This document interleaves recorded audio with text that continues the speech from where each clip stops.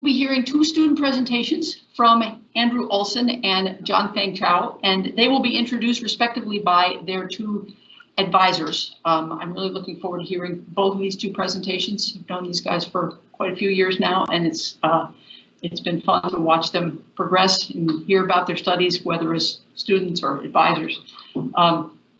Andrew's going to speak first, so I will turn over the floor to Professor Darrell Rohl, who has advised him on this project, and I will now see if I can share the screen.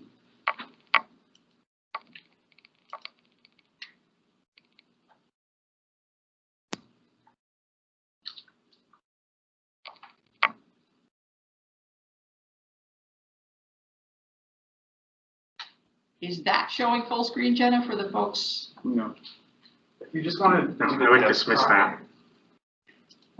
I could wait till after your introduction to do it, actually, but I could share it if you want. yeah, all right. You want to speak first, though, so they're seeing you? Yeah, I can do that. Just let me stop sharing. No.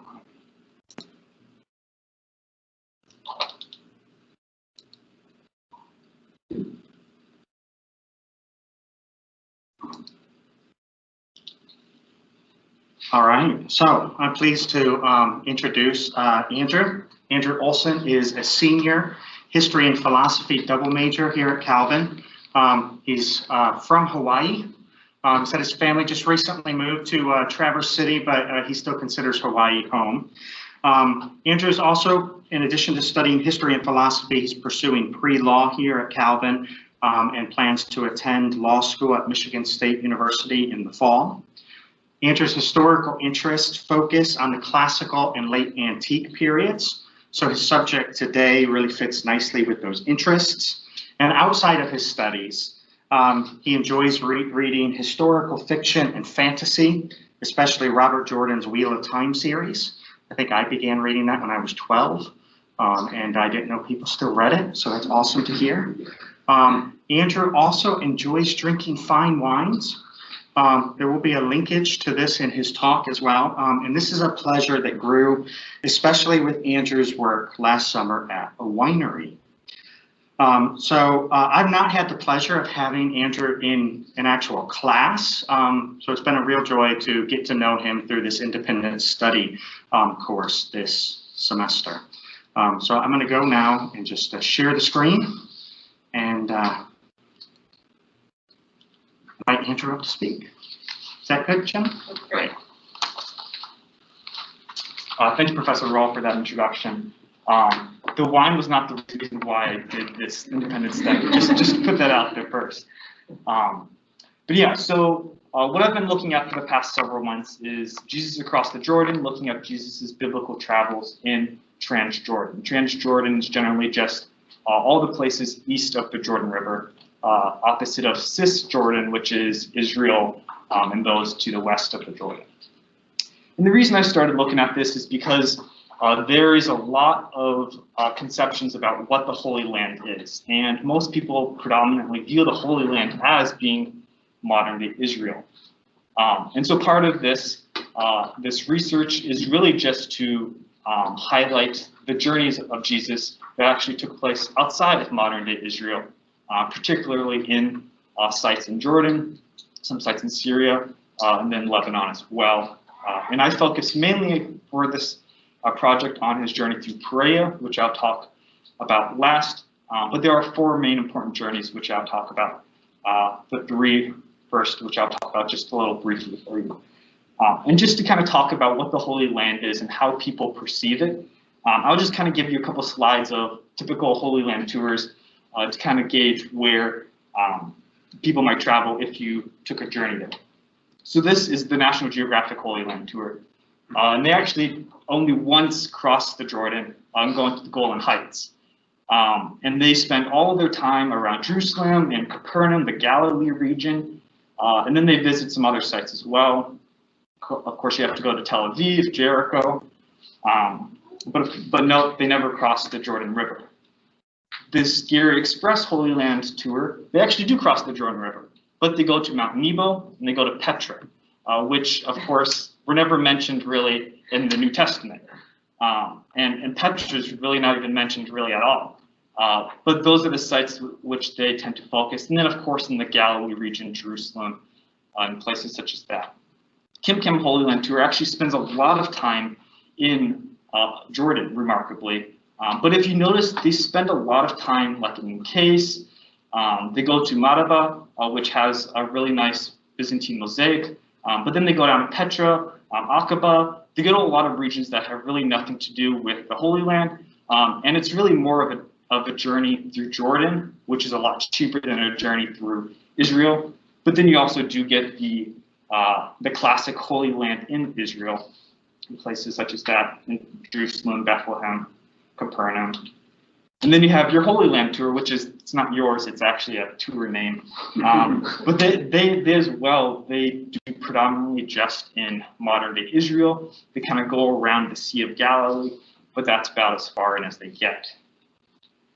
The Holy Land pilgrimage, this is actually a part of their map that they recommend places people visit. And they actually have a really nice spot of going in Jordan and Jesus' journey in Perea. But there's a lot of problems wrong with the map. There's actually some geographical errors where places are not where they're actually supposed to be. And they also refer to all the names in Jordan with their Old Testament names, like Heshpian rather than Hespian or Hespen. And it's much more focused on Old Testament, and then the actual tours they offer themselves never go across the Jordan. They're all focused on Israel. So they just kind of give you that. It's like, oh, you could go here, but we're not going to bring you there. So this is really the reason why it's important to look at Jordan and other places in the Transjordan region for accounts of where Jesus traveled and to look at precisely what happened there. So there are four, as I mentioned, four main journeys that Jesus makes. The first one, of course, is his baptism. John 1 says, this all happened at Bethany on the other side of the Jordan where John was baptizing. The next day, John saw Jesus coming toward him and said, look, the Lamb of God who takes away the sin of the world. And this has actually been a recent site. This is the site of Al-Maktas, which is, you can see some locations where it is later on maps. But this is in Perea, just right across from Jericho. And this is the general consensus of at least the general region where Jesus was likely baptized. There are a lot of churches that span from Byzantine, 3rd, 4th century that attribute this as the precise location. But a lot of that is kind of just based off of tradition, people guessing. But there is this lovely, nice little place where baptisms could have occurred. The second journey Jesus makes is the iconic Jesus crosses the Sea of Galilee and is confronted by these demons, or these two men, which are inhabited by this legion of demons. Matthew 8 tells us, when he arrived at the other side of the region of the Gadarenes, 2 demon-possessed men coming from the tombs met him. They were so violent that none could pass that way. Jesus, of course, then casts out those demons, and the demons go into a flock of swine. The swine run off the cliff and fall into the Sea of Galilee, drowning. And now there's a lot of complications in finding and determining where this occurred, mainly because the biblical accounts contradict each other. Mark and Luke claim it happened in the region of the the region of the Gerasenes, and that's referring to Gerasa, which was a city of the Decapolis. That just doesn't make any sense because it's very far from the Sea of Galilee. So Matthew, probably realizing this, decided to go with the region of the Gadarenes, which is right here, another city of the Decapolis. And their span actually did reach to the Sea of Galilee. So it was a lot more plausible of a choice. And then 3rd century theologian Origen proposed another one, and he said it's in the region of the Gergesians, or region of Gergesa. And so archaeologists and historians have looked up and down trying to find this region or this area of Gergesa. And there are kind of not consensus, but where a lot of people do think it is right here on Al-Kursi. People think that Origen used the Old Testament or ancient name for city there, calling it Gergesa. And then another person has even proposed that the exact site of the miracle is right next to Al-Kursi and Tel Hadar. And the reasons for this is because in Tel Hadar, they did find a small fishing village, which seems to fit the story. And in Al-Kursi, there is a 3rd century Byzantine church or monastery claiming that the miracle happened exactly there. But it's not really sure if it's a chicken and the egg reverse. Did Origen claim it was there, then the monastery was built, or was the monastery built there and that's why Origen claimed it? But that is the general area that we believe this miracle happened. Jesus' 3rd journey is a journey through the Decapolis. Mark tells us, then Jesus left the vicinity of Tyre and went down through Sidon, down to the Sea of Galilee, and into the region of the Decapolis. There, some people brought him a man who was deaf and could hardly talk, and they begged Jesus to place his hands on him. Jesus sees the man's all right, and then he continues traveling. We don't know how much longer he was traveling, but then Jesus arrives near the Sea of Galilee, and he feeds the 4,000.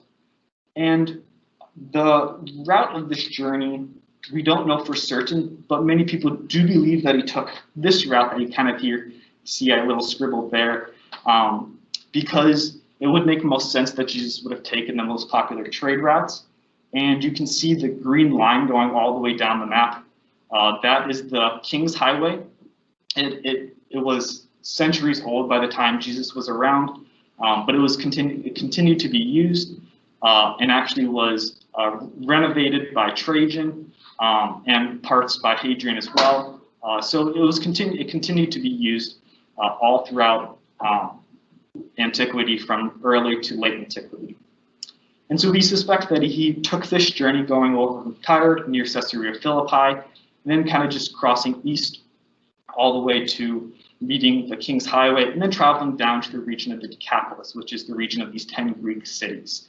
And then you have him traveling through Raphana, Dium, Gadara, and Hippos, or at least through some of those cities, because the Decapolis was a very broad region.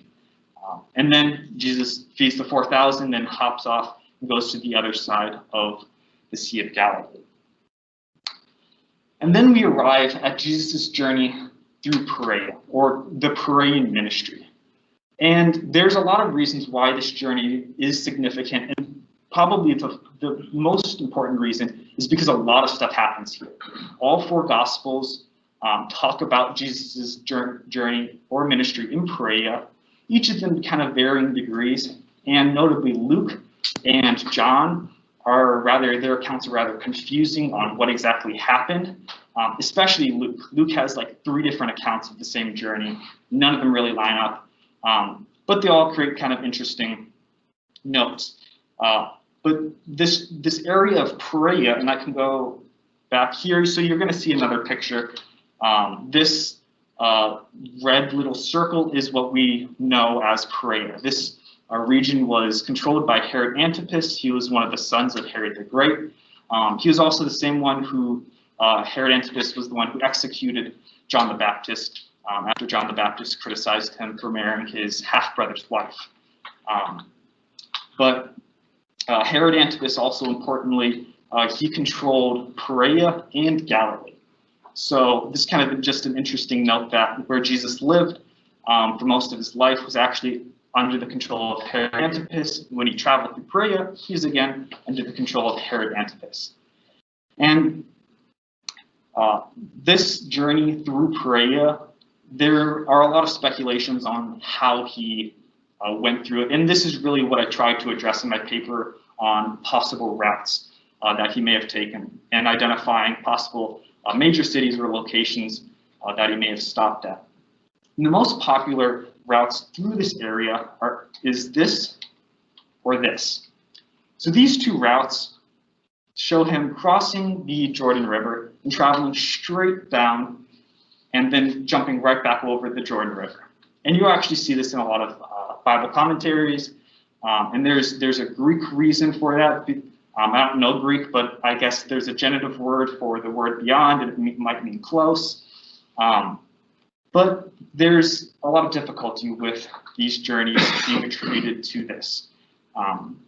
First off, there's no roads that we know of that go through that area. And it just simply doesn't make sense because he would be avoiding all the major cities. And it would not have been the route that most Jews would have taken, in fact. So he would have been doing a very abnormal route, most likely, had he done this. This is another route that I actually just recently found like 3 days ago. And it is an interesting route, and it's one of the most likely of the routes that people have proposed.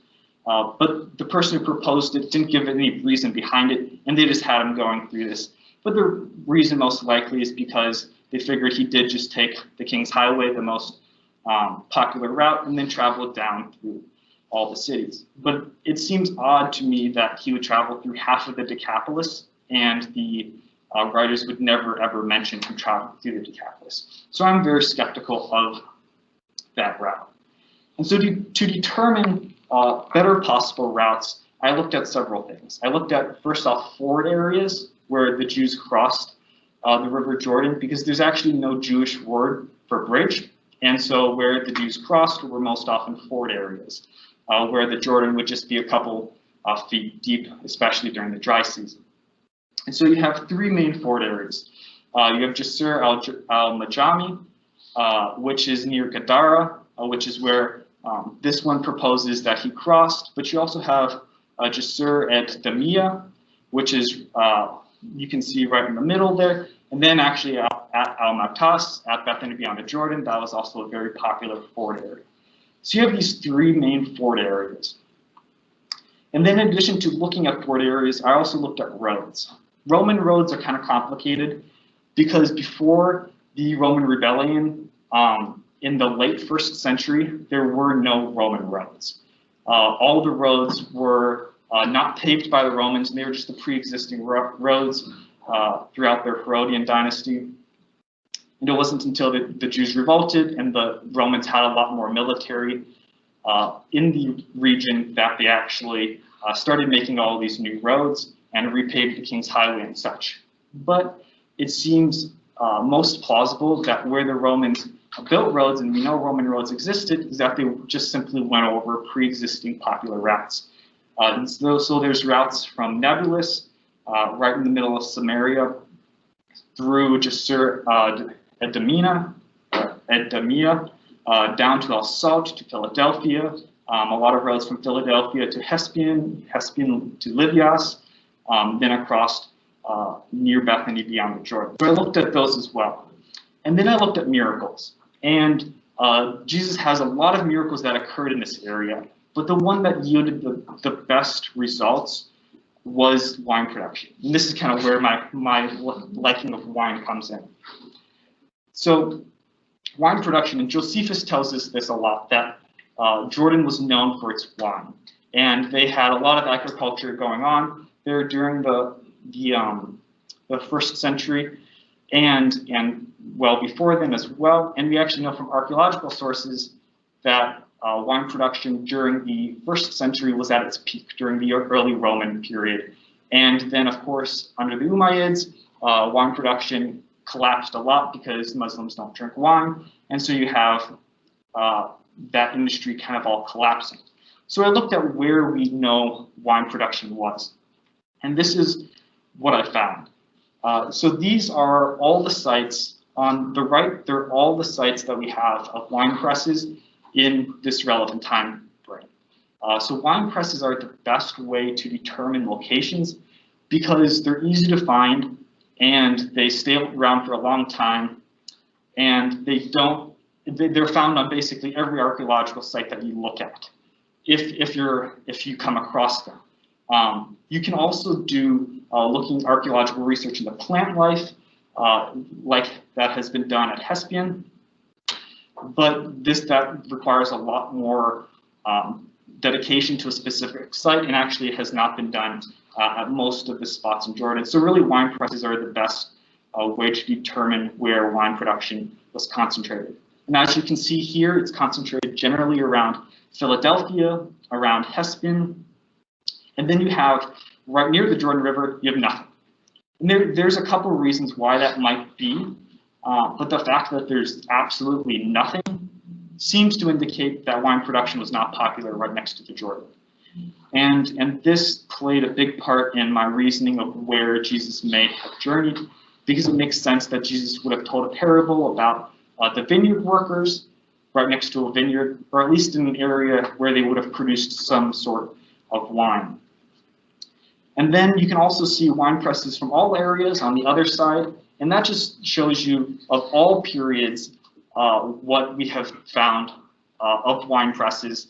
And it shows that even after the Romans, and actually you'll see that there's not a lot more that's added on there. You only added on probably like 5 to 10 more spots. But wine production has always in Jordan really been concentrated around these two major cities of Philadelphia, or modern-day Amman, and Hespen. And then I also looked at early Roman finds just to kind of gauge where it would make sense that Jesus would have traveled, because he would have need to have food, or he would have likely have stopped in villages along the way. There needs to be children in some of these places, because this is where the little children came to Jesus. So I looked at all early Roman finds, and as you can notice again, there's not a whole lot along the River Jordan. And I'll address that a little bit later, because there's reasons for why we don't have archaeological evidence there. But it seems to suggest that, at least possibly, there were not a lot of communities in that area. And so these are the routes that I have came across and kind of determined are my favorite routes, and I propose is where Jesus went. So this first one is my favorite. It takes them leaving at Jesuit Mission, which brings them through part of Samaria. And that's, I think, important because Luke has him going through Samaria. And I think that oftentimes needs to be incorporated into where Jesus may have crossed. And so he, in this account, does go through Samaria, but then he doesn't go all the way through Samaria. He does hop over like what most normal Jews would do to avoid Samaria. And then he goes by Amethyst, and then he goes south to Al Salt, to Philadelphia, to Hespen. And then I really like this because it allows him to go to Mount Nebo, which there's a lot of theological significance that can be with that, as Jesus being, or Moses being an archetype of Jesus, and a lot of interesting theology that can be done there. And then going to Livias, which was the administrative hub of Perea, where really the seat of power was of Herod Antipas, and then crossing the River Jordan there.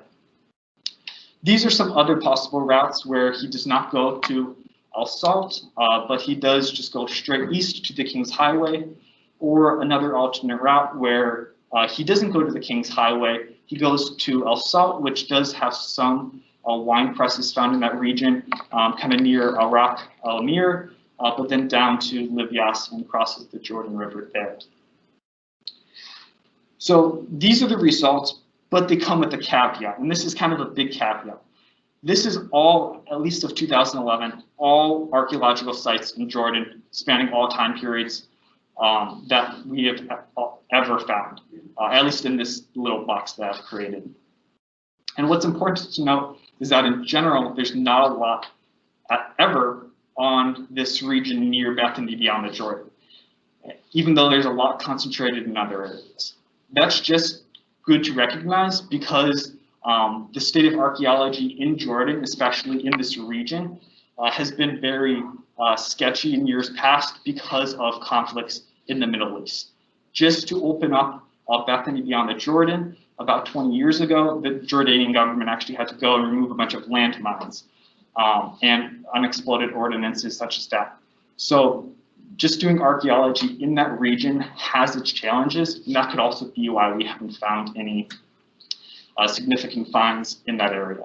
But there's also no records of any large cities being in that area, so it could just be as well that it was sparsely inhabited.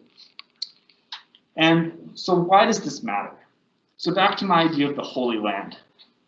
The Bible, in the biblical accounts, especially the Gospels, talk about Jesus traveling through these areas of the Decapolis, the region of the Gadarenes, and then through Perea.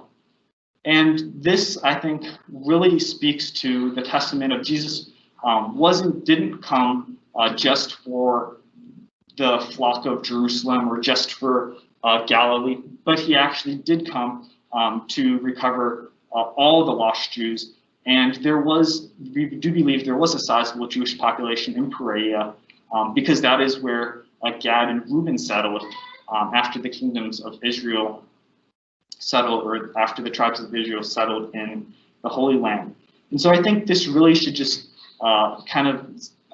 demonstrate that the Holy Land is more than simply this region of modern-day Israel, but really should be thought of and expanded to encompass Jordan, Perea, and a lot more regions around modern Jordan.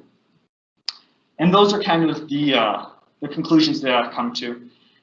And I can field comments in just a second. I'd just like to throw my appreciation out to Professor Rohl. I'm not an archaeology student, so he's taught me a lot about archaeology, how to read archaeology, especially in Jordan, which has very specific challenges, and his experience has been very great in that regard. Also, just a little bit to Professor Adam Porter. He has no idea I'm even doing this presentation, but I emailed him and he sent me his full dissertation, which talks about Jews in Perea, which was really helpful in kind of finding some sources and stuff like that. So just a quick shout out to him as well. Are there any questions or comments, concerns from the crowd? Yeah. I mean, I'm intrigued by the comment I never heard before that there's no word for bridge in Hebrew. Mm-hmm. Does that then suggest that there weren't bridges, or that perhaps they used the same word for bridge as for ford, you know, a place to cross, and it's not really clear whether ford means more than just... No, yeah, it's fairly certain that there is no even modern really word for bridge in Hebrew. The modern word for bridge translates, it has some like funky translation that you kind of gather like, oh, they're talking about a bridge, and the word for ford is different. So we do have these distinctions, and the only bridges that we have in that region are actually from Roman bridges. And so the Romans likely built bridges, and that's not to say that there weren't any bridges beforehand, but considering how shallow the Jordan was, and especially these popular ford areas, you really didn't need bridges a lot of the time. Any other questions? All right. Thank you. Oh, yes, Professor Hansen. Sorry, I'm just slow formulating. No, you're okay. So so many interesting things going on. And I really liked the way you started with the tours. So I'm just sort of thinking, like, one way into that might be thinking about, like, when those tour routes became standard, as it were. Like, do we have a sense of how you would get at that, or do you have a sense of when? As Is far that a as, kind of 19th century artifact? Is it more like 20th so century? There are pilgrimages. Like a lot of the tour routes are built all around pilgrimages, historical medieval pilgrimages, and late antiquity pilgrimages, and so they are often built around that. And actually, if you go based off of just the pilgrimages, it's even more so exclusively on the side of the western side of Israel. And actually, there's a lot of reasons to think that they kind of moved Bethany beyond the Jordan onto Bethany beyond the west side of the Jordan, because it was easier just for pilgrims to travel on the western side rather than having to cross over. I can answer that for starting with Egeria in the 4th century, a Spanish nun who goes to the Holy Land, does the Holy Land experience. Her experience already indicates that there is a pilgrimage industry. She's shown around by professional guides who know where all the spots are. And in the Middle Ages, you have these Holy Land guides for pilgrims. You basically buy the book and it tells you where exactly to go. And so there's an established pilgrimage industry that goes back to the 4th century. Yeah. And that wasn't just in Jerusalem, that was over an area. That included Jordan as well. Yeah, lots of you know, because the political boundaries in the Middle Ages are not what defines the Holy Land in the Middle Ages. I would say that the current view of the Holy Land is really a product of the late 1940s onward. It's really after the establishment of the modern state of Israel and the kind of American evangelical dispensational kind of understandings of the modern state's relationship to, I don't know, the apocalypse and all that kind of stuff. Yeah. Thanks, perfect presentation. I appreciate also the sense that if we want to talk about Holy Land as a place where the Bible took place, that certainly Eastern Jordan should be included. I often thought of calling the interim in Turkey Travels in the Holy Land, but somehow that didn't work either.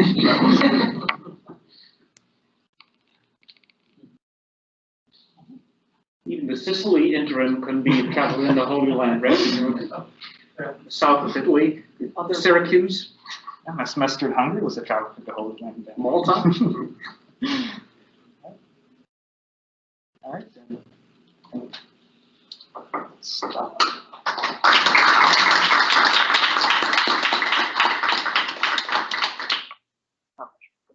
Howard, you are going to introduce Justin.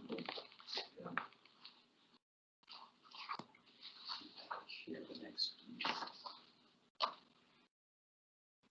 What? So you want to do it? I was gonna share the screen after you talk, but I think you're on camera now. That's fine. I'll be on camera. Hello, everybody. I'm Professor Doug Howard, Professor of History, and I'm here to introduce the next speaker, who is Yangtun Tao. Yangtun comes from China, specifically the lower Yangtze River region in southern China.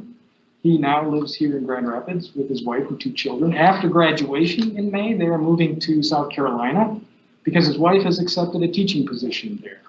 And Jiangping is thinking about and planning for attending seminary. Here at Calvin, Jiangping has 3 majors: history, classical studies, and philosophy. In previous courses of mine that Jiangping has enrolled in, I've been very impressed with not just the breadth of his learning that these 3 majors indicate, but also a dedicated work ethic and what I think is a deep sensitivity to historiographical questions and concerns. In fact, before coming to Calvin, he didn't get all that here. Before coming to Calvin, he already had completed a BA in Chinese literature at Nanjing Normal University in 2010, and an MA in Comparative Literature and World Literature at Nanjing University 2014.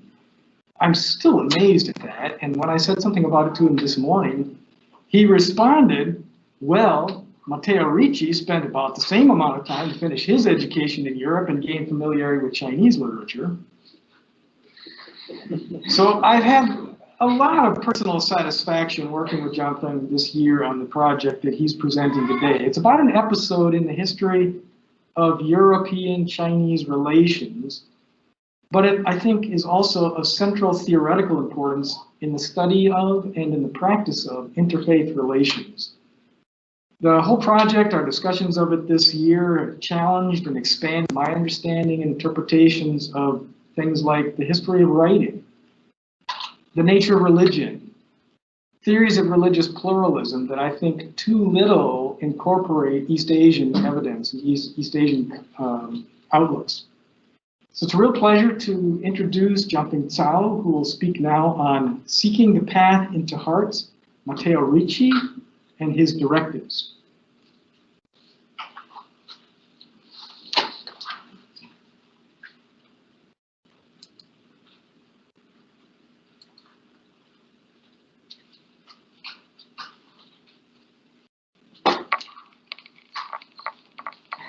No. I think you need to go to the other screen. Stop presenting and do the other.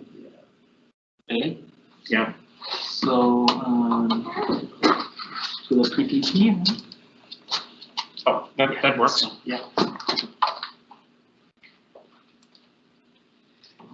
Good afternoon, everyone. My my topic is about Matteo Ricci, the 16th century Italian Jesuit missionary who spent about half of his life in China. And he has really established the Jesuit mission in China, and actually at one point during the Ming transition, the Catholic mission led by him was very promising in China. And until today, he is still the representative figure of the relations, the history of relations between Europe and China till now.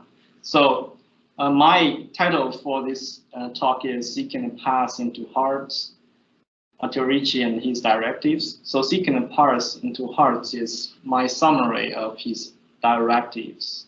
His directives as the superior of the Jesuit mission in China. So first, something about his life. So he was born in 1552 in Macerata, part of the Papal States back then, and now a city in Italy, the region of Marche. So he studied classics in his hometown, and later he went to Rome to study law and entered the Society of Jesus in 1571 at the Roman College. Sorry to interrupt, but the virtual audience can't see. That's because you took it off screen share, and I wasn't sure why you did that, but I think the way we opened it the first time was. Sorry. We're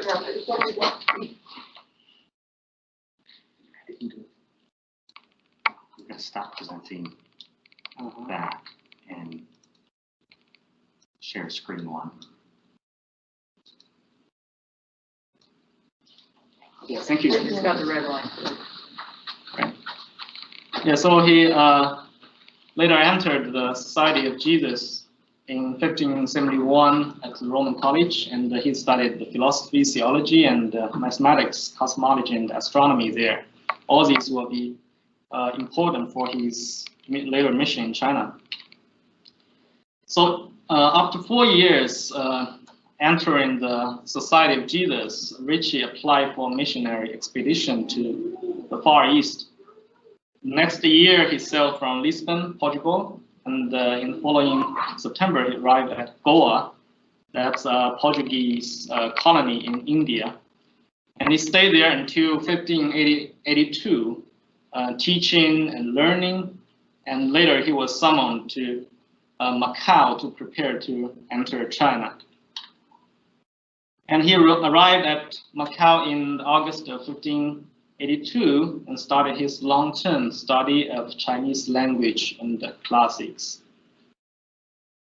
The next year, so they tried to settle in the mainland China, so across Macau to the north of China. So the next year, he settled in Zhaoqing, so a city around here. And the first several years worked out good for them, for the Jesuit mission. But 5 years later, they were expelled from this city. Basically, it's because the local official was afraid about some foreign people doing some religious sins here. So back then in Ming China, the government was very sensitive to foreign influences. So that's a very introverted society, and we can imagine the hardship for them to proceed in this kind of environment. But he was fortunate to be able to soon relocate to Shaozhou, the north of Zhaoqing, so the north part here. And after he had relocated there, he traveled to Nanjing, the southern capital of Ming. So this here. So the Jesuit mission, their goal is to one day to be able to go to Beijing and to gain the approval of the emperor because they soon figured out that unless the emperor has approved their mission, they will not succeed in China. So they went to the second important city in China, Nanjing, in 1595, and because of similar reasons, he was expelled again. But again, he fortunately was able to resettle in Nanchang, the capital of Jiangxi province. So it's around place here. And he had several years of success in this city. And he here, I think it's about 13 years after he had began his study of Chinese. So he began to write something in classical Chinese and to get some friends in the literati class, and to establish his reputation as a man of knowledge and virtue from the West. So he started to have some successful years in Nanchang, and 2 years later he was appointed superior of China Mission, a charge he has fulfilled until his death. And from this city, he again tried to reach Beijing in 1598, but because China back then was having a war with Japan, so Beijing was very sensitive to foreigners, so he failed to enter the imperial place, but later he managed to settle in Nanjing this time. So from Beijing back to Nanjing, and he had 2 or 3 quite successful years in this southern capital. So he furthered his reputation among the literati, and finally, because of his reputation among the literati or the scholar official class in the Ming China, he was finally invited to Beijing and later won the patronage of the Emperor Wanli for his scientific ability. But it's for his scientific ability, it's not for his religion. And he had several years, about 10 years of peaceful life living in Beijing and writing Chinese works and building Catholic churches and improving the reputation of Catholicism in China, and died in 1610.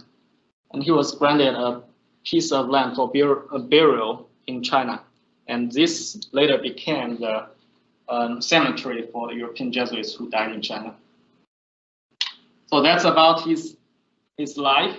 And for Ricci's mission, there were 2 Jesuit seniors very important for him. One is Ignatius of Loyola, the founder of the Society of Jesus. So for the Society of Jesus, although in the Protestant context, it is famous for its counter-Reformation position. But overseas, the Society of Jesus is better known for its passion for mission. And the Jesuits were the pioneers of modern Christian mission around the world. And their mission has had a heavy emphasis on accommodation. So from 1 Corinthians 9:22, omnibus omnia factus sunt, ut omnes facere salus. I am made all things to all men, and that I might be by all means save some. And this kind of attitude is also in Ignatius' own writing, the spiritual exercise. So the belief that God labors directly in the individual and that the individual must then be accommodated was the fundamental premise of the spiritual exercise. So this is one of the important sources for Ricci's mission strategy. The second one is Alessandro Vargano. So he was appointed a visitor of missions throughout India, China, and Japan in 1573, and he was only answerable to the Jesuit Superior General in Rome, a quite high office inside the Jesuit order. And he called Michele Ughelli and Matteo Ricci to Macau to study Chinese and prepare to enter mainland China. And he insisted in his mission in the Far East that missionaries learn Mandarin or Japanese, their local dialect, and they adopt the clothes, the customs of the natives, in this case, the Chinese. And he made important assumption that with Japanese and Chinese people, he called them more civilized people. One could tolerate diversity of customs and find a common moral ground on the basis of natural law to facilitate their conversion. And he was a mentor for Ricci in his mission and an essential supporter of Ricci's mission strategy in China. So here are some of Ricci's major works in Chinese. The first one is on friendship. The second one is on the methods of memory in Western nations. The third one is the Chinese translation of Euclid's Element, Ricci translated with his Chinese colleague Xu Guangqi. The last one is 10 dialogues. It's the 10 dialogues between Ricci and his Chinese friends about the Catholic faith. And I want to show here just to give an idea of Ricci's mastery of classical Chinese, because these are very genuine Chinese texts. So no one will think it's written by some foreigners. So it's written in the classical style, and by Ricci's time, some of his writing, like on friendship, was very popular among the literati class, because he introduced a lot of the ideas, quotes from the Western classical literature about friendship. And Euclid's Elements was also quite influential in his time. Also the methods of memory, because the Chinese literates need to memorize a lot of the classics in order to succeed in the exams. And this is another work of him, the map of all the nations on the earth. So this was done in 1602. And this was among the earliest maps, which included all the nations, included the whole earth in a map. And Ricci's map was especially strong in the Eastern Asian part. So after these introductions, we're coming to Ricci's directives. So these directives are as quote, because actually, although we believe that, we do not only believe, we know that Ricci, as a superior of the Jesuit China Mission, he had a series of directives, but these did not survive in the form document. But they can be considerably reconstructed in considerable accuracy, because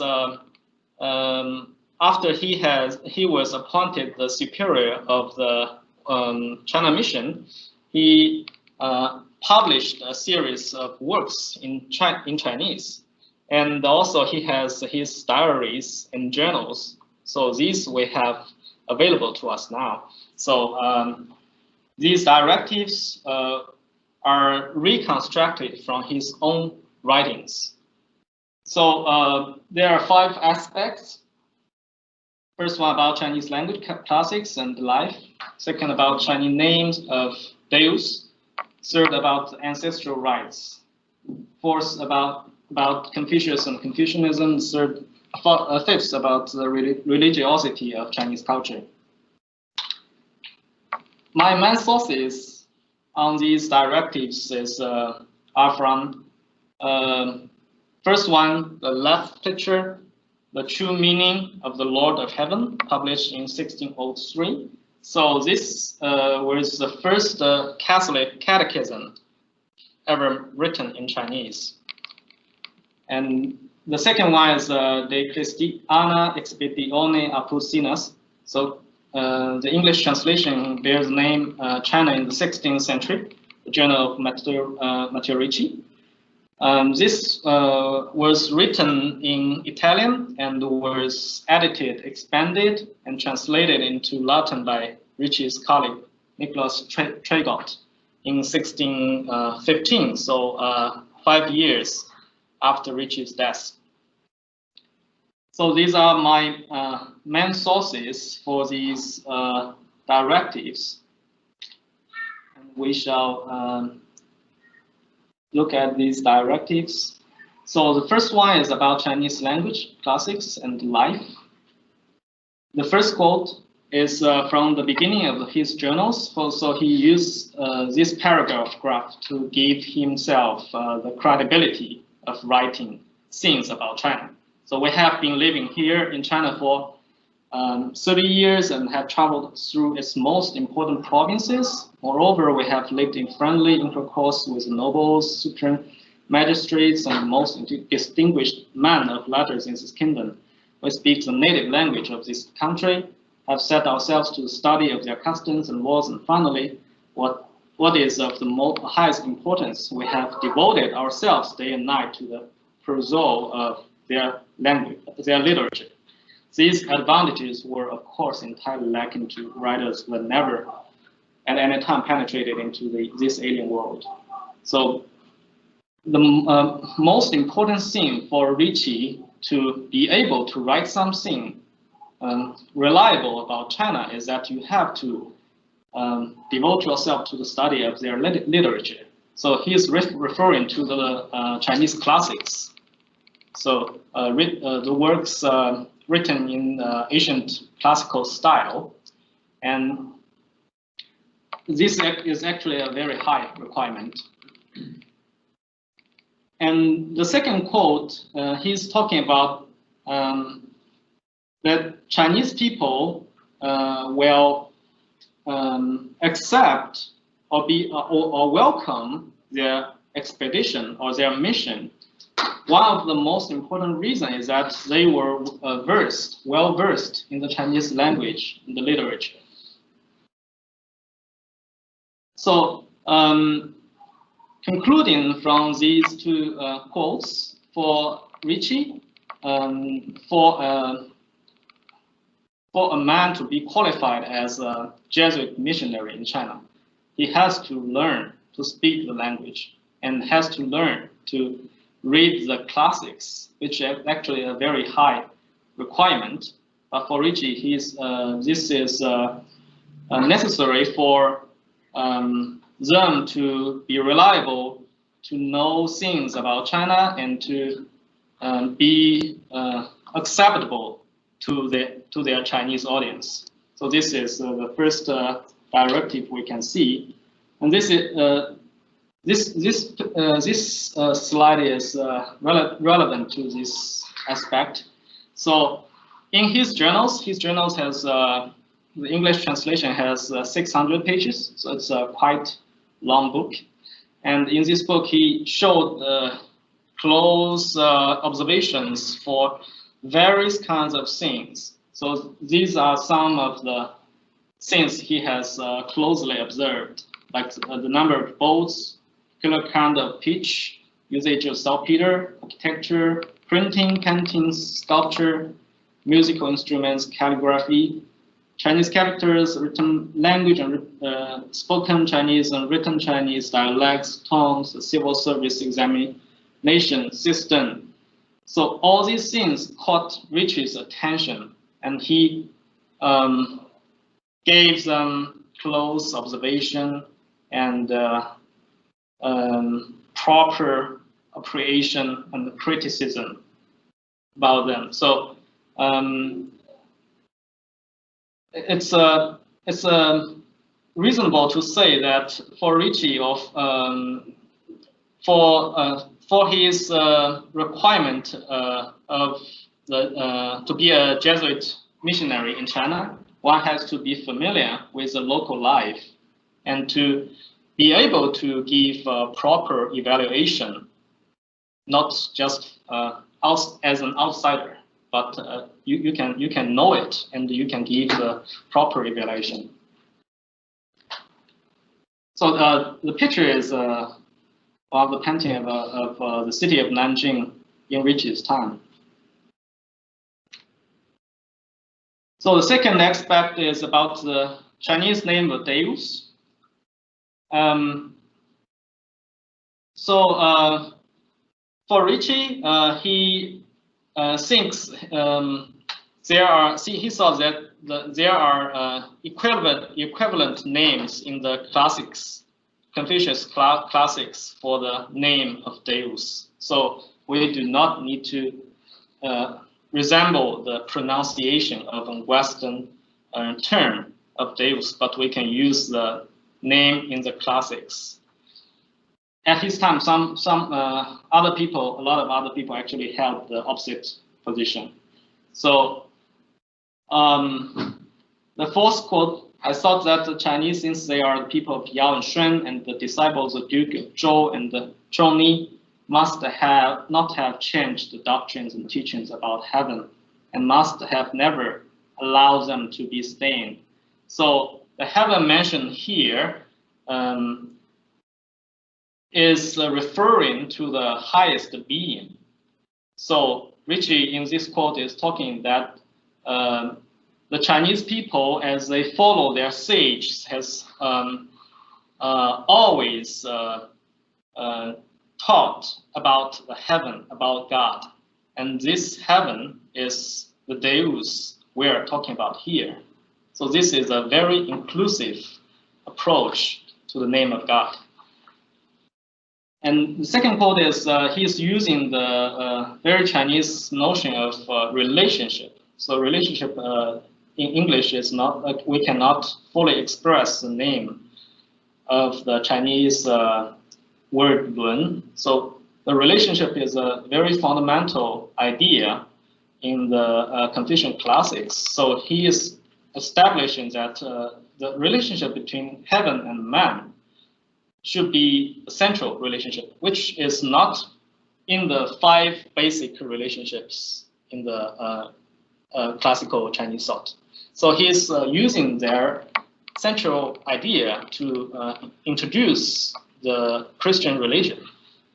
And the third one is very clear. He's saying that he who is called the Lord of Heaven in my humble country. So this is the way he talks about Deus in Chinese, the Lord of Heaven.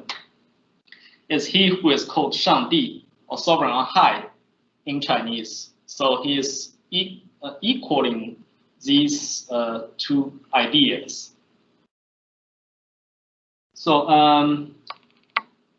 the later part, the following 3 quotes basically are saying, emphasizing the same thing, that the Lord of Heaven is a sovereign on high. And he is using the, like in quote 4, the Zhou dynasty. This is the classical dynasty of China, and like the Roman Empire in the West. So this dynasty provides a lot of the classical texts and the classical ideas for the later generations. And he is, in this quote, he is talking about that the Zhou dynasty undoubtedly considered the service of the sovereign on high as its prime duty. And he is saying that our religion we're talking about here is not foreign, but something lost in the Chinese history. So this is his approach to introduce the name of Deus into Chinese. So this quote, I think is very inspiring. So this is from Journals. So he's writing to Europeans. Of all the pagan sects known to Europe, I know of no people who fell into fear errors in the early age of their antiquities and did the Chinese. From the very beginning of their history, it is recorded in their writings that they recognized and worshipped one supreme being who they call the King of Heaven or the Sovereign on High or Shangdi, or designated by some other names indicating his rule over heaven and earth. And this picture is it's called the Temple for Heaven. So it's in Beijing. So it's the emperor's duty to make sacrifice to heaven annually. And in this temple, there is no image or idols. So this is the sovereign on high Ricci has in mind when he wrote this. So the sovereign on high is referring to the one supreme being, which is not idols, which has no image in Chinese history. So the third aspect of his directives is about the ancestral rights. So the ancestral rights in China, people often give food or sacrifice or incense, burn incense to their ancestors, and this appeared to the Europeans very much like idolatry. But Ricci here is arguing against this understanding. So the reason they give for this observance on behalf of the ancestors is this: to serve the dead as if they were living. So nor do they think that the dead came to eat these things nor have need of them, but they say they do it because they know of no other way of showing the love and gratitude they have for them. So this is Ricci's understanding of the Chinese ancestral rights. And in the next quote, also from the journals, he mentioned that the way that the Chinese people do their ancestral rites is actually very similar with the way that they show their respect to the living people. So this is a picture from the Ming Dynasty. So these are two lower class of officials. They're grading a higher class of official. So as Ricci described here,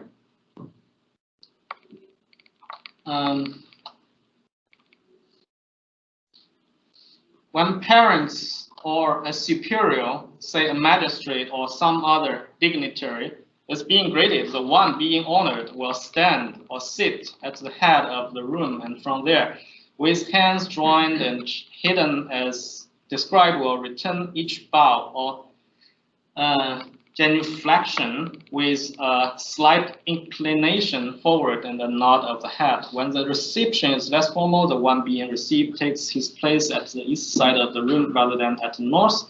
This method of reception is precisely the same as the ceremony observed before an altar in the veneration of images in a temple or in a private home. When Ricci here is describing that the Chinese people, when they pay their respect to living people, they do the same as they pay to the dead people. So you can have two interpretations here. So are you idol worshiping the living people, or you are secularly greeting the dead people, right? So Ricci thinks it's very obvious that the Chinese are not fools. They are not thinking that the living people are gods or spirits. So they are just doing the things that they do to living people, then they are also doing to the dead people in order to show the respect to their deceased relatives. So similarly about Confucius and Confucianism. So in Ming China, the Confucian rights was also a big thing in the nation. So the Confucian rights would also appear like religious to Europeans because there will be food, incense burned to Confucius, and people will bow before his image. But for Ricci, he will go back to the accounts of Confucius and his teachings, because there's no way and nowhere in the classics that ever mentioned that Confucius is a deity. And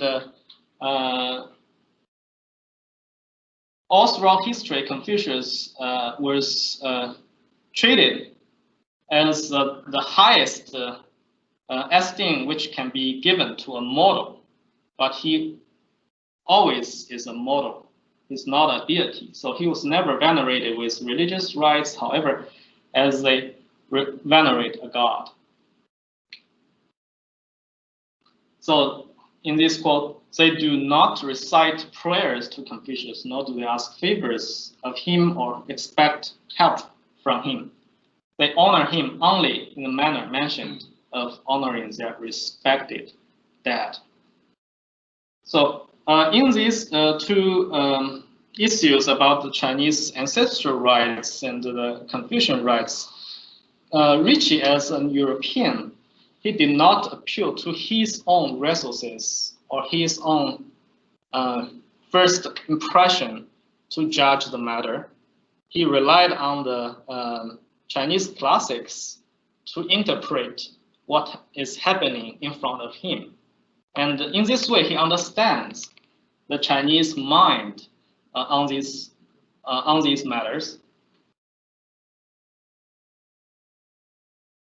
So the last directive of Ricci we're talking about here is about the religiosity of Chinese culture. So by religiosity, I'm saying whether Chinese culture is religious or not. So Ricci entered the Ming China. The Ming Qing basic social structure lasted for about 600 years without significant change. So what gives this society stability in so long a time was not a religious tradition that emanated not so much from the formal system of Taoism or Buddhism, nor from the practice of professional Gemancers or the practice of or sorcerers, but rather from those religious elements which were diffused throughout the social institutions of the country, such as the worship of heaven, the cult of the patron gods of the community, and the cult of the dead. These religious elements comprise what can be termed as a diffused religion, in contrast to the institutional religion, like Christianity is an institutional religion. So if we say there is religion in China, or Confucianism is a religion, then it's very different from the Western idea of religion. It's a diffused religion. It does not have priesthood, and neither does it have the system of deities, but they pervade all the important sectors of social life: the family, the trade guilds, agricultural society, the imperial courts, and they contribute greatly to stability and permanence of the society. And so there are the worship of the heaven and the sacrifice given to ancestors and the Confucius. But Confucianism, because it was basically this worldly way of life. So in all these religious activities, Confucianism is looking for the benefits they have for this life. So for example, it's mainly about the stability of the society, about the harmony of the society. So Confucianism never really talk about gods, a life beyond this life. For example, like the fundamental virtue of Confucianism, filial piety. This is not limited to living relatives, but also to the dead people.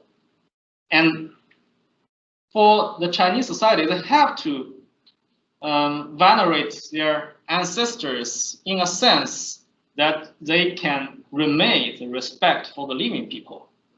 So this is a way how this kind of religion works. So I think it's there's a lot of subtlety here, but I think Ricci really, although he has not systematically expressed it, but he get it. It's a totally different concept of religion compared with the European idea of the institutional religion. So I think it's a very amazing for him. So these are the quotes from the journals. So Ricci recognized that the Confucianism had a religious origin. So in the very beginning, in the classics, they worship one deity which preserves and governs all things on earth, and also other spirits. But the real literati teach nothing relative to time, manner, or the author of the creation of the world, because its focus is on this life, not on anything beyond this life. So their focus is about public peace and order in the kingdom, harmony inside the family, and the stability or the strength of the nation. And Ricci also observed that in the development of Confucianism, there is a tendency to atheism. Actually, that's what was happening in his time. So in his time, especially after the Song Dynasty, a lot of Confucianists were advocating that the three teachings of China, Confucianism, Taoism, and Buddhism, they can coexist with each other in harmony without any contradiction. And so this means that for Confucianists, they will the reason that they can advocate this kind of view is that their sense of the worship of the sovereign on high, or their traditional religious element, was becoming weaker and weaker, so that we can now cooperate with all the Buddhas of the Buddhism, and it doesn't matter. So this is a tendency to atheism and more and more secular. So Ricci, in several places, he expressed this kind of worry. So his worry is completely different from the later missionary from the Dominicans and the Franciscans. So they were worried about the idolatry in the Chinese rites. But for Ricci, he thought that's not at all the problem, but the problem is the tendency to atheism. Jonathan? Yep. I'm sorry, I'm going to have to say you should quickly work through the rest of your slides so that we have some time to talk about them. Thank you. Thank you. So we will briefly go through this Chinese rice controversy. So it's after Ricci's death, people began to question his mission strategy. So his directives, especially his view on Confucianism and the Chinese ancestral rights. And In the first several decades, these matters, like Rome, just gave contradictory decrees because Rome did not really know what was happening in the Far East, and they did not have the adequate knowledge to deal with this matter. But decades later, in 1693, the representative of the Pope and the Vicar Apostolic of Fujian province raised up this issue and issued the mandate for the missionary under his jurisdiction against Chinese rights. And this time, the emperor was involved in this debate. And so this is a petition to Emperor Kangxi from 4 Jesuit fathers. So we can just look at the bold-faced part. So the first one is saying that it is not true that he is worshiping in order to seek wisdom or to pray for the official rank or salary. So this is talking about Confucian rights. The second one is that it is not true that good luck and fortune are being sought thereby. The purpose of these performing sacrifices is only that they may concentrate their devotions as though the persons were present. So this is talking about the ancestral rights. And these petitions were endorsed by the Emperor Kangxi. So Emperor Kangxi said, what is here written is very good. So he, as the highest authority in the Chinese rights, admitted that these are not religious matters. But this was not accepted by Rome. And later, Clement VI issued a decree favoring, basically against the Ricci's understanding, and he sent a delegate to Kangxi, and they basically broke up. And Kangxi's complaint was that they are like outsiders who have never entered the room and talk about things in the room. Their words have no evidence at all. So the later attackers of Ricci's position, most of them were very bad in Chinese language, and they have never read the classics. So they were like Europeans. They went to China and they found, whoa, you guys are doing this, and Jesuits, those Jesuits are allowing you to do this. So it's that kind of reaction. And for the Emperor Kangxi, this is maybe the most annoying point for him, because they have not done enough work and they are passing big judgments about our rights. So the end, Emperor Kangxi issued the decree of 1707, and which specifies that missionaries who did not follow the Matteo Ricci's directives would be driven out of China. And Clement VI also issued a decree which sealed this topic, and soon began the severe persecution of Catholics in China. So this is a brief history of the Chinese rights controversy. How many minutes do I have? Okay. Yeah. So for the last part, I think I will just go here. So Matteo Ricci marked the beginning of the Christian mission in China, and also the beginning of the interaction between Europe and China. His work later became the common heritage for the Protestant and the Catholic missionaries who came to China since the late Qing period.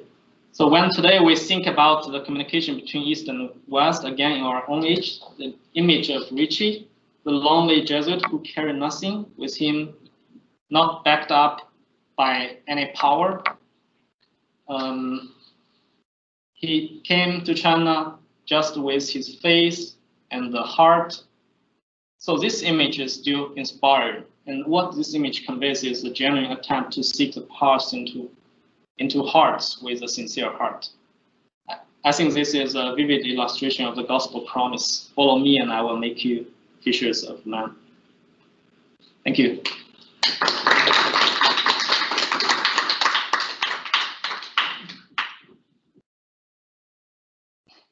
Sure, there are questions. Yeah. Sorry, I just cannot speak faster.